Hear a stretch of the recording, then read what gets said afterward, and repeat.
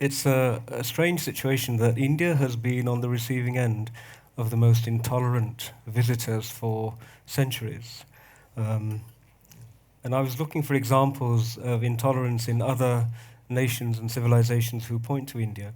And I came across a few interesting ones. Most people here have probably never heard of the Criminal Tribes Act, which was introduced in India. Well, it was an extraordinary act of incredible generosity from the point of view of the people who introduced it.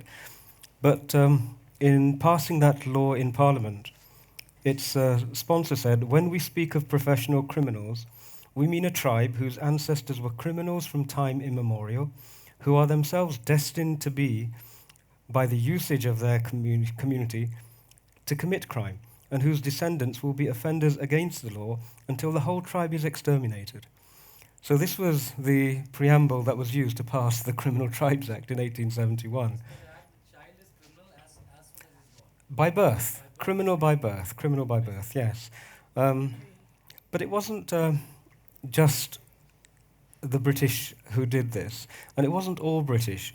In terms of the intolerance at the time, there was a gentleman here called Lord Auckland, and his niece was visiting him, and I came across her letter, and she wrote back saying, I wonder how we are allowed to keep this country.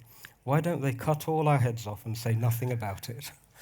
So this was an indictment of an impartial visitor on what real intolerance actually is.